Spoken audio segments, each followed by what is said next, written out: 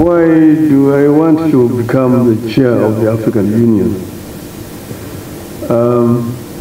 One, because I'm an African, and secondly, I also think that based on my experience over the years, I have the ability to go to this institution and transform it. African Union, you know, as a history, at the founding of African Union in ADVERTISE in 1964, at that time the clarion call was first Africa must be free. So it was formed more or less as a liberation movement to liberate Africa. The second conference, which was in Cairo, the issue of African unity and formation of continental government was very central. If you read what Kwame Nkrumah said of the NASA, Haile Selassie, Mwalimu Nyerere, and Kadhalika, and so on. But then at that time there were two schools of thought. Those who are saying continental government now, but those who are saying no, you need to go gradually.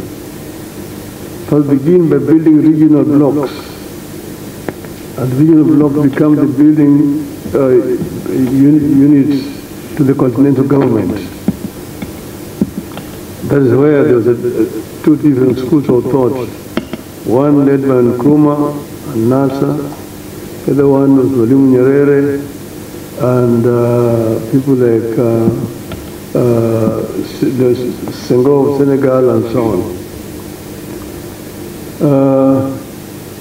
But that's how the blocks were built. The East African community was formed thereafter.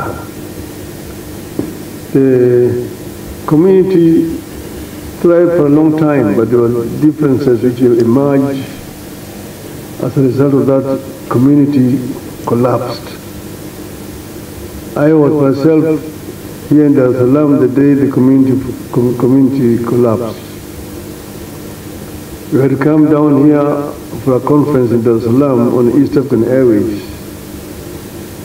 Then the following day, the East African Airways could not take off. We had to fly back on Egypt Air to Nairobi. After that, because of differences, the border between Kenya and Tanzania was closed many years. To travel from Nairobi to Dar es Salaam, you had to either go to Addis Ababa and get a flight, or go to Lusaka and connect to Dar es Salaam.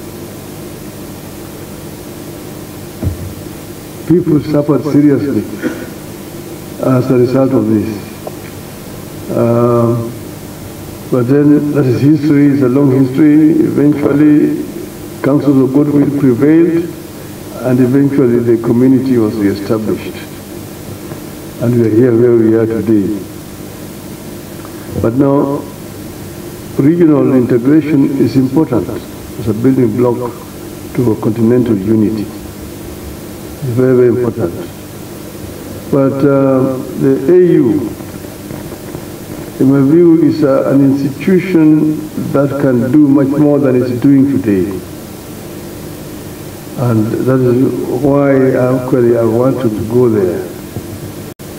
Africa is the richest continent on the planet Earth in terms of resources. It is a paradox. The richest in terms of resources is also the poorest in terms of living conditions of the people. So you can actually make a paradigm shift and change this.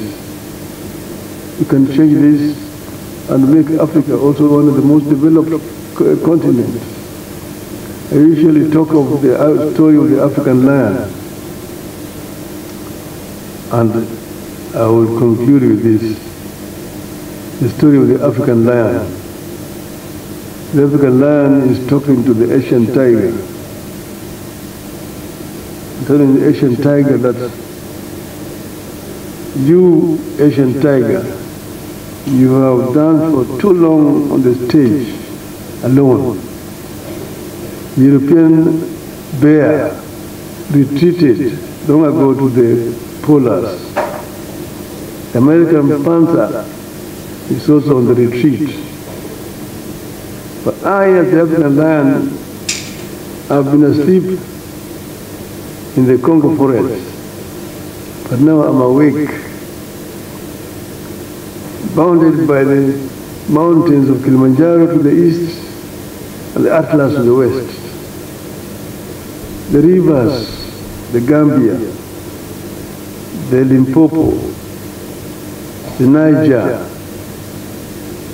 the Zambezi, the Nile, and the Congo.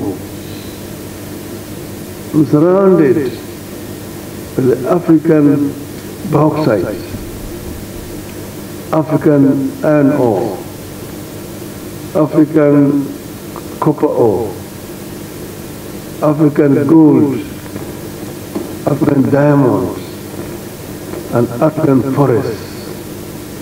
And we will transform all this wealth, all these raw materials into wealth, and change and transform the lives of my people, and claim the 21st century as an African century.